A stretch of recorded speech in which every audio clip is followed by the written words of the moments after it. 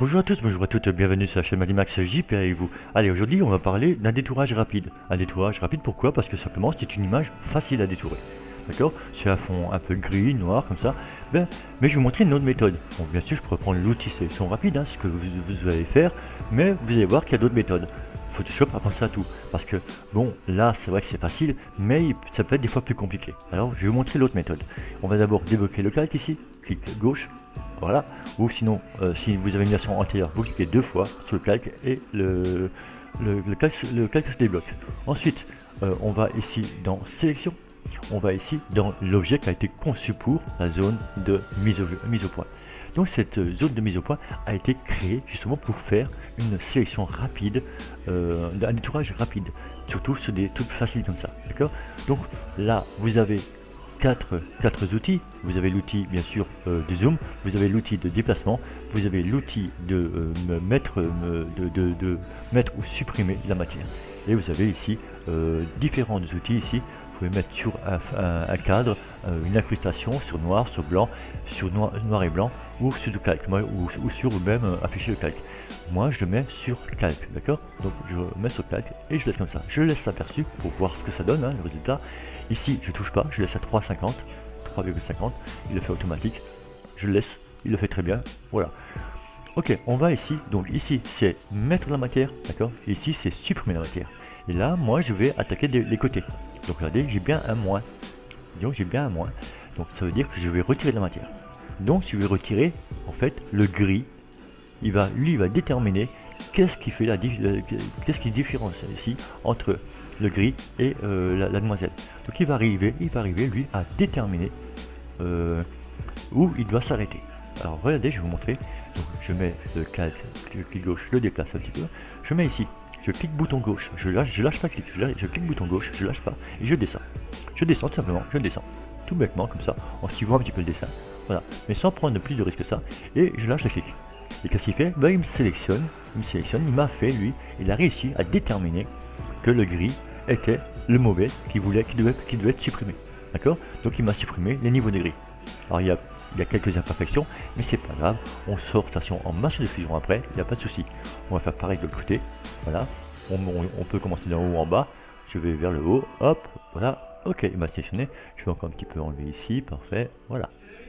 Alors comme dit, c'est bien, c'est pas mal, mais vu que il y a quelques petites imperfections, je vais sortir ici en masque de fusion. Donc là, ici on peut sortir en nouveau calque, ou en nouveau calque avec le masque de fusion, mais je vais sortir simplement en masque de fusion.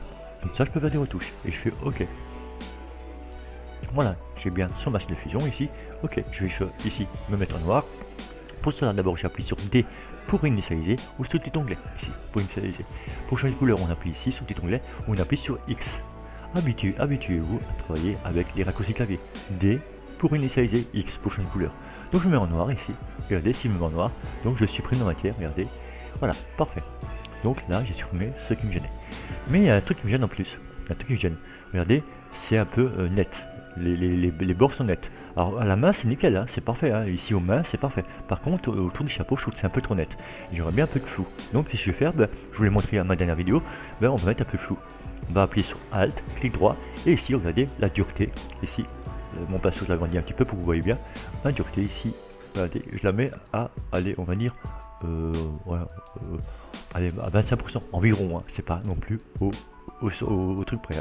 Et qu'est-ce que je fais? Je clique gauche, je me mets ici, je clique gauche, et je vais m'approcher tout doucement comme ça, tout doucement, un tout petit peu comme ça, voilà, comme ça, je m'approche tout petit peu comme ça, pour justement, voilà, pas trop, pour enlever un petit peu, comme ça, juste pour mettre un tout petit peu flou, voilà, comme ça. Voilà, je fais pareil un petit peu de côté, mais je vais rapetisser mon pinceau parce qu'il est un peu trop grand. Alt, clic droit, hop, et je rapetissis en allant vers la gauche. Ok, on va droite à gauche pour raccourcir, pour agrandir ou rapetisser le pinceau.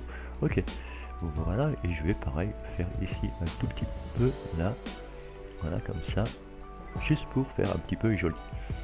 Parfait. Voilà, on a notre masque de fusion, un petit peu ici, voilà. Voilà, ça me paraît pas mal. C'est vrai que vous aurez pu prendre l'outil sélection rapide, mais des fois, ce sera bien de faire comme ça, je vous le dis. Ou même quand vous aurez fait un détourage, vous pourrez toujours l'améliorer, le détourage, grâce à ce que je viens de vous montrer, d'accord?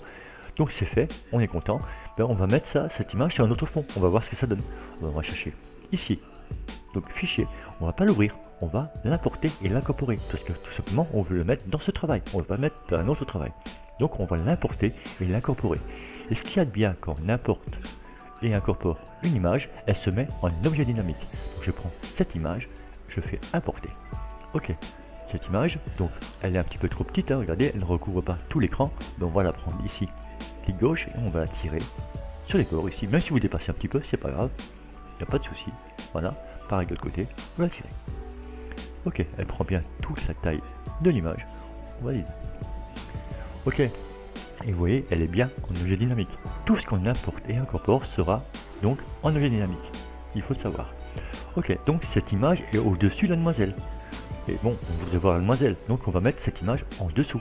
Donc on va cliquer bouton gauche ici, on va cliquer bouton gauche et on va la mettre, on va glisser en dessous. Voilà, parfait. Donc on a bien cette demoiselle, bien avec les flous qu'on voulait, d'accord. Et on peut toujours ici retravailler sur une base de fusion.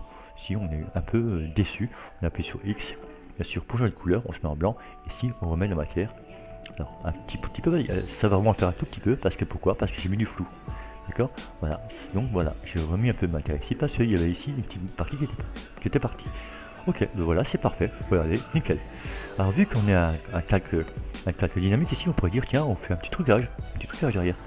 Ça fera un truc sympa. Donc simplement, on va y mettre un flou radial. Donc on va ici, donc on est bien sur le calque ici, on se fait bien sur le calque ici, on va ici sur le filtre, on va sur les flous, et on va prendre un flou radial.